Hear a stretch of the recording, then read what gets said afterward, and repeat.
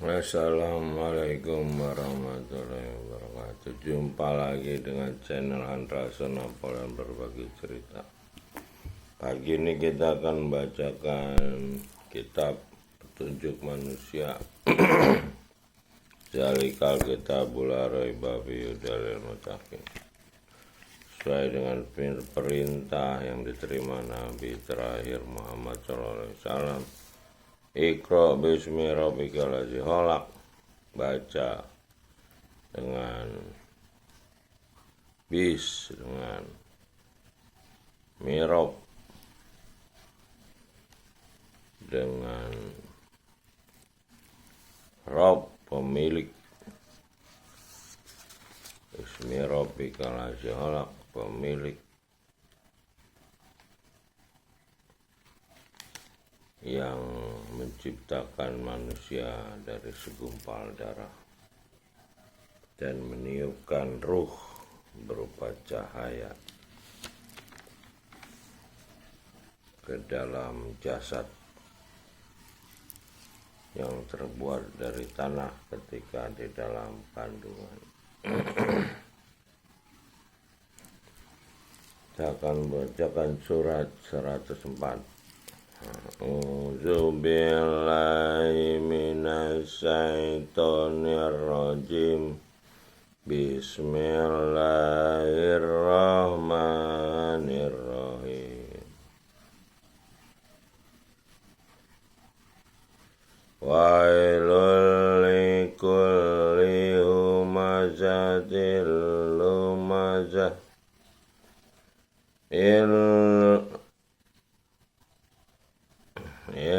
Illazi jama'a malan wa addada yahsabu anna malahu ahlada kallai layum bazanna fil hutamah wa ma adraka mal hutamah narullahil muqadah allazi tattali'u alal afidah innaha alaihim muqsadah fi amadin mumaddadah. Artinya, kita harus membaca artinya agar kita bisa berpikir untuk berbuat baik sesuai petunjuk yang ada.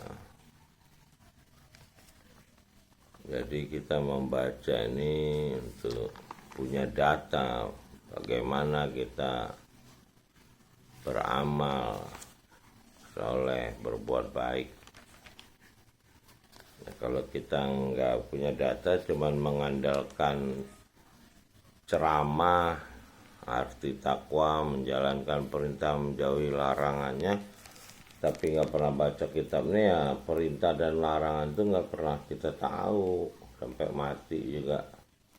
Ujungnya kita tersesat atau dimurkai karena ujungnya kita menentang ayat ini karena kita nggak pernah baca. Itu yang dibilang kafir itu tertutup. Jadi kita tidak bisa berpikir tentang alam, tentang diri kita. Artinya, kecelakaanlah bagi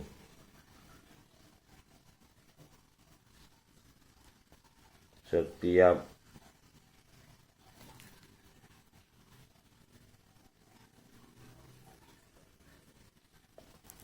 pengumpat lagi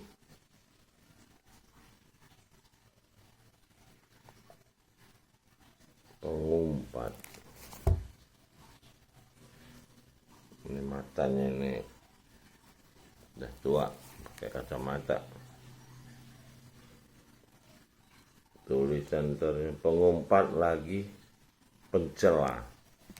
Jadi untuk orang yang suka membicarakan orang lain dan suka mencela itu celaka. Orang-orang yang celaka itu.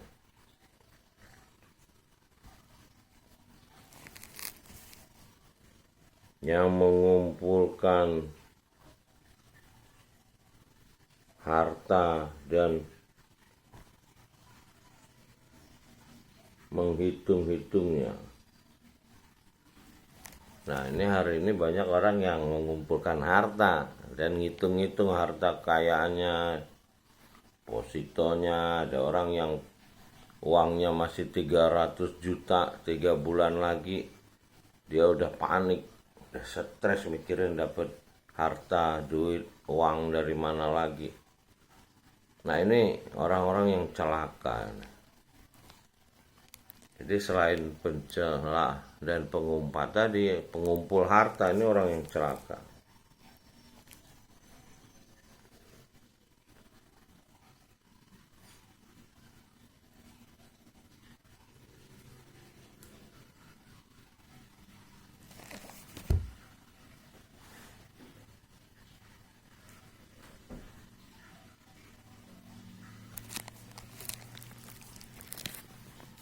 Dia mengira bahwa hartanya itu dapat mengekalkannya. Jadi banyak para pengumpul harta ini menganggap hartanya itu akan membuat dia menjadi kekal, tenang jiwanya dengan adanya harta di sekitarnya.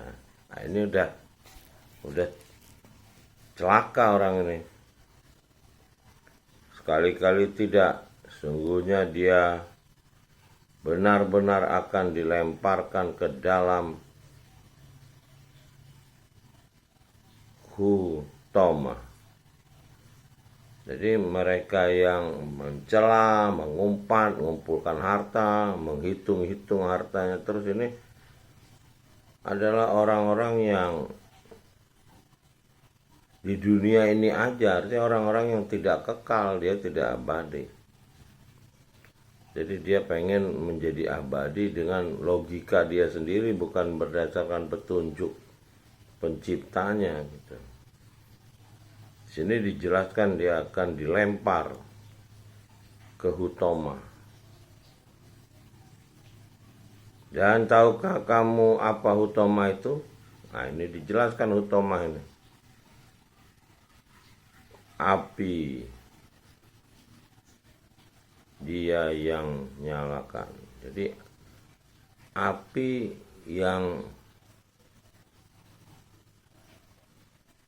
di alam ini ada api yang hidup ya, seperti di dasar bumi ini udah ada api yang hidup. Di matahari udah ada api yang hidup. Jadi hutomah itu namanya, api yang hidup di alam ini,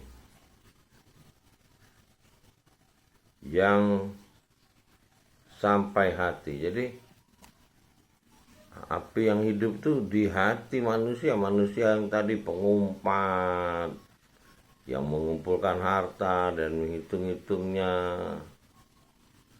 mengira hidupnya akan kekal, itu dia udah berada di dalam api. Jadi bahasa dilempar ini sebetulnya kurang tepat. Artinya dia udah di dalam api dengan keadaan dia yang celaka itu, maka dibilang di awal celaka.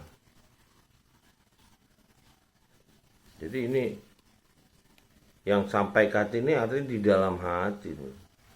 Sungguhnya api itu ditutup rapat atas mereka. Api itu ditutup rapat, jadi nggak kelihatan bahwa dia di dalam api, karena di dalam hatinya itu yang pengumpat, pencela, mengumpulkan harta, menghitung-hitungnya, dan berpikir bahwa dia akan abadi dengan hartanya. Dia beramal menurut dia ya benar dengan amal hartanya itu. Ya itu sesat. Orang sesat itu merasa benar. diikat pada tiang-tiang panjang. Jadi kita dibilang diikat dalam tiang-tiang panjang nih, tiang-tiang panjang itu adalah kalau dibilang sholat tuh tiang agama segala macam. Jadi dia terikat pada tiang yang lain, bukan tiang yang moral. Jadi ada tiang-tiang kayak penjara gitu yang akan mengikat dia. Jadi orang yang di penjara itu dikelilingi tiang-tiang jeruji besi itu yang mengikat, yang membuat dia tidak bisa kemana-mana. Jadi dengan keadaan ini dia terpenjara artinya. Ya demikian hikmah yang saya dapatkan, mudah-mudahan berguna bagi saya, dan juga mungkin ada orang yang membaca dan YouTube ini mungkin bisa memberikan semacam perbandingan pemikiran dari yang dia sendiri berpikir tentang surat ini, Al-Humazah pengumpat. Demikian, assalamualaikum warahmatullahi wabarakatuh.